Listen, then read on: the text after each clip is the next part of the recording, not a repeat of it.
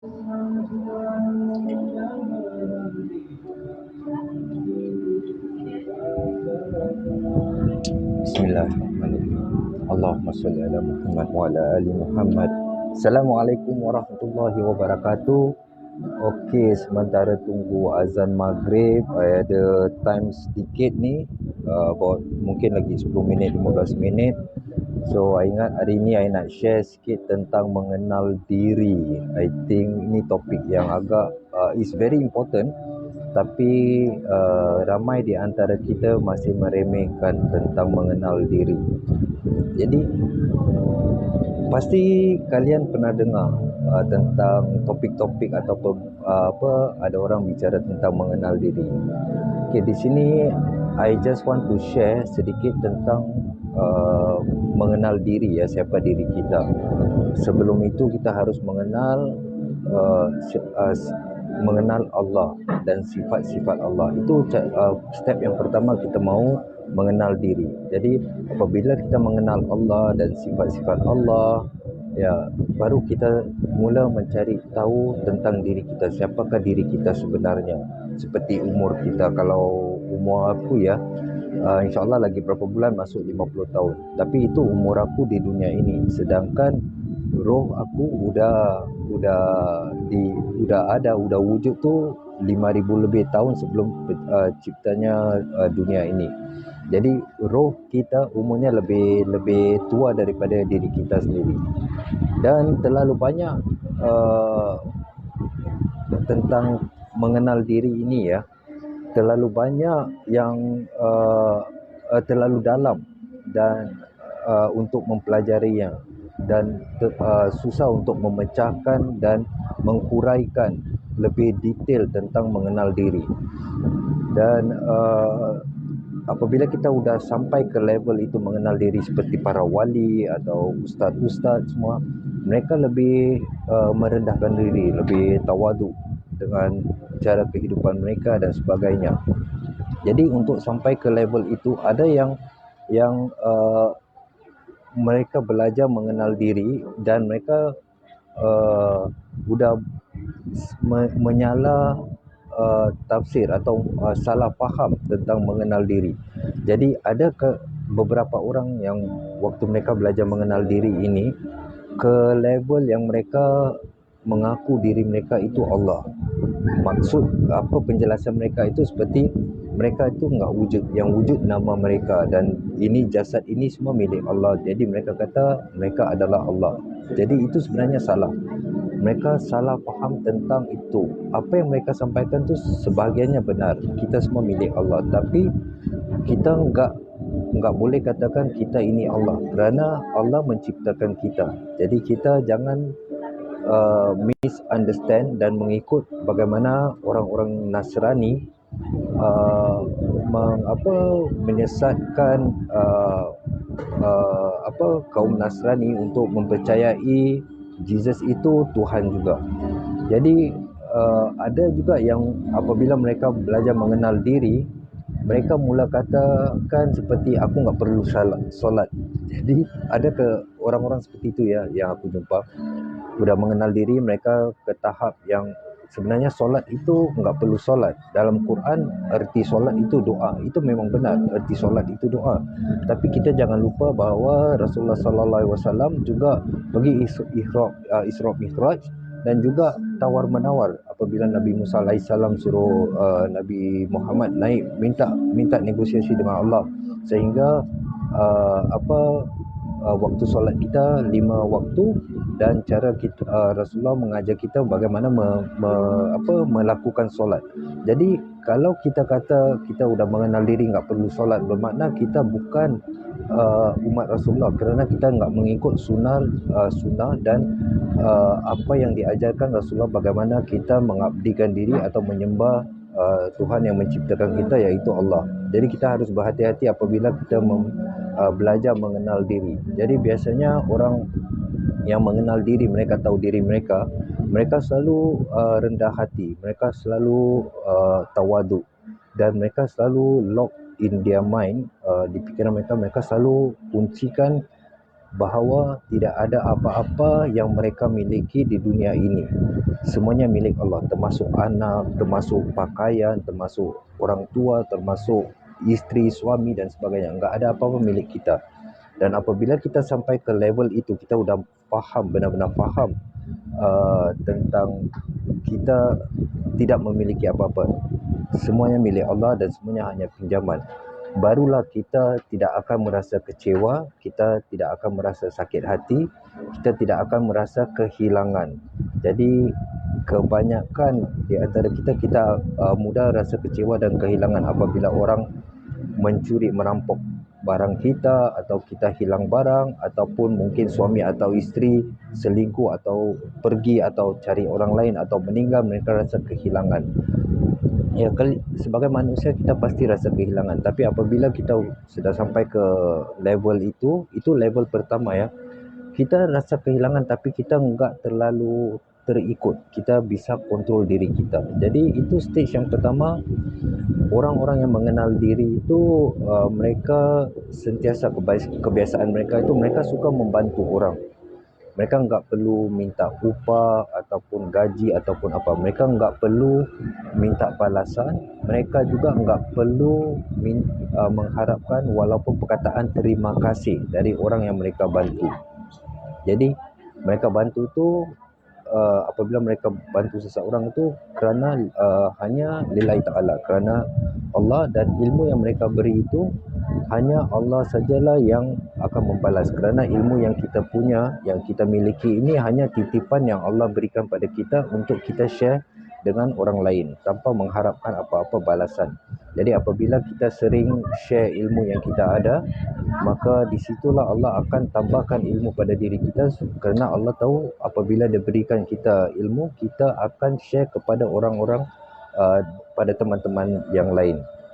Jadi orang-orang yang mengenal diri mereka, mereka tidak selalu mencari kesalahan orang. Mereka enggak perlu cari kesalahan orang, dan setiap kali apabila mereka melihat atau ternampak kesalahan orang lain, mereka dengan cepat mencari kesilapan mereka sendiri.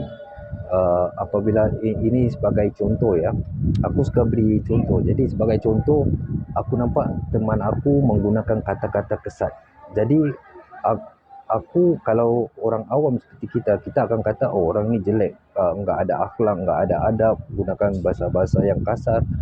Tapi selain daripada itu, kita kalau orang yang tawadu ini, orang yang mengenal diri, mereka cepat-cepat menghapuskan pandangan mereka pada orang yang melakukan kesilapan itu, lalu mereka mencari kesilapan mereka sendiri. Okey, mungkin orang ini bahasanya kasar atau tidak bagus, tapi mungkin dia itu lebih banyak melakukan kebaikan dari berbandingan aku yang terlalu banyak dosa. Jadi orang-orang seperti ini yang mengenal diri sendiri, mereka selalu merasakan diri mereka itu masih penuh dengan dosa, dan orang-orang sekeliling mereka itu lebih baik daripada mereka in term of iman dan pahala. Jadi apabila kita nampak perampok ataupun orang yang penipu ya, yang menghipnotis orang lain, orang-orang yang sudah mengenal diri, biasanya apa yang mereka lakukan itu, mereka akan bersyukur pada Allah kerana Allah melindungi diri kita, sehingga kita tidak menjadi seperti orang-orang seperti itu, mencuri dan menipu orang. Tapi kita juga dengan waktu yang sama, apabila kita bersyukur Allah melindungi kita daripada perbuatan seperti itu, kita juga mendoakan orang-orang itu sebagai mereka dapat kesedaran dan diberi hidayah. Jadi kita orang-orang yang mengenal diri juga tidak akan mengungkit apabila mereka memberi bantuan pada sesiapa. Mereka tidak akan mengungkit atau tidak pernah terfikir pun bahawa mereka pernah bantu seseorang itu.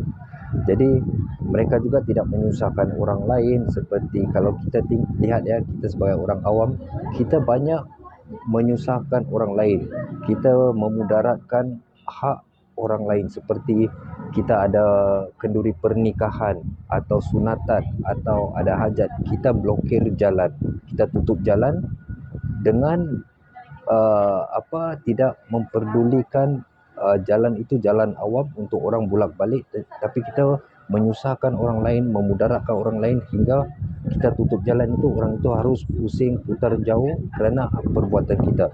Kita juga buang sampah sembarangan dan mungkin motor-motor yang bunyi yang kuat, mengganggu ketenteraman orang lain. Jadi itu semua tidak dilakukan pada orang-orang yang sudah mengenal diri mereka. Jadi kalau kita masih gagal dengan stage pertama ini, bagaimana kita ingin bicara tentang Allah, sedangkan kita dan bagaimana kita mahu tahu tentang tujuan kehidupan kita di dunia ini, fokus kita itu di mana. Jadi apabila kita fokus dengan di fikiran kita setiap kali itu, ya aku bagaimana ya kalau aku akan mati lagi 5 minit ke depan, bagaimana. Jadi kita selalu berhati-hati dengan perbuatan kita. Memang tidak dinafikan kita sebagai manusia ini pasti ada buat kesilapan, pasti ada khilaf semua, tapi kita tetap berusaha untuk memperbaiki diri, untuk mengenal diri, untuk lebih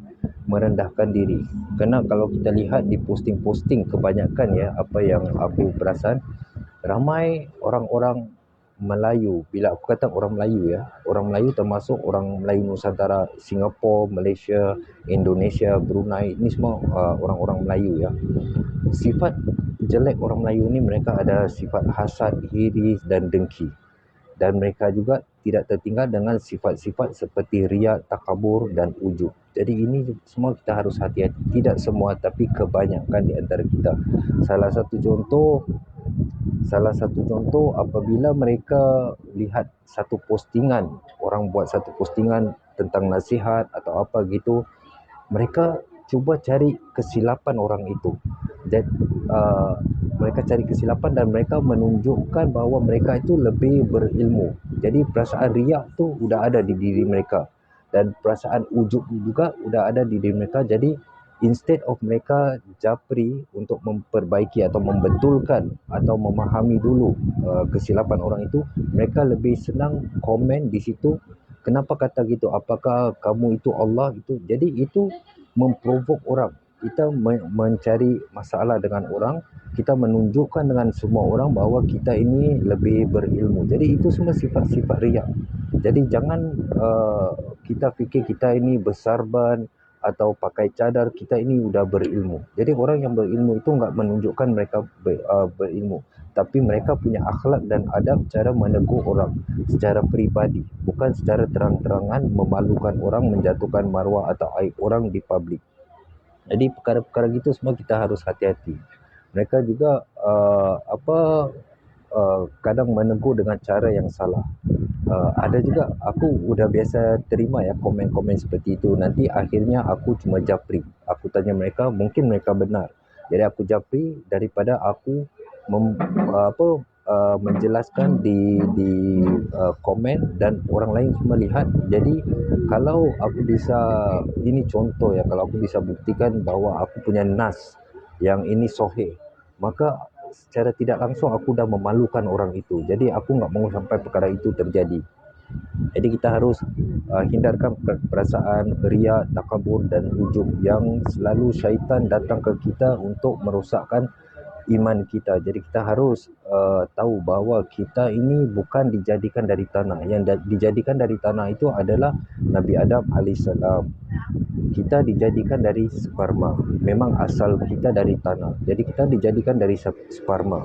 Dan sperma ini kita dikeluarkan dari tempat yang kotor, yang penuh darah dan najis.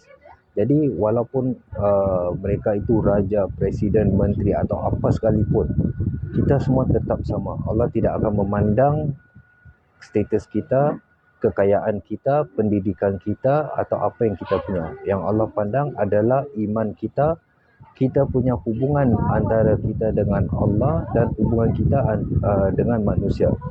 Kerana kalau kita fikir lagi, kita dilahirkan di dunia ini dengan keadaan telanjang, tanpa pakaian, tanpa ilmu, tidak ada daya upaya. Dan apabila kita mati juga, siapa yang akan mandikan kita? Apakah orang-orang kaya, presiden akan mandikan kita? Tidak, orang-orang miskin juga yang akan memandikan kita, mengkafankan kita dan mengangkat jenazah kita. Jadi kita tidak perlu memandang rendah dengan orang-orang miskin dan orang-orang susah. Jadi ini yang kita harus ingat di dalam diri kita, sentiasa di dalam diri kita. Ya, I think udah azan, masya-Allah. Okay, I think aku harus stop sampai sini. Udah azan, aku mau ke masjid, mau solat dulu. Semoga kita dapat memperbaiki diri kita dan semoga kita sama-sama dapat tingkatkan ilmu agama kita dan iman kita dan semoga kita dapat berjumpa di jannah insya-Allah. Assalamualaikum warahmatullahi wabarakatuh.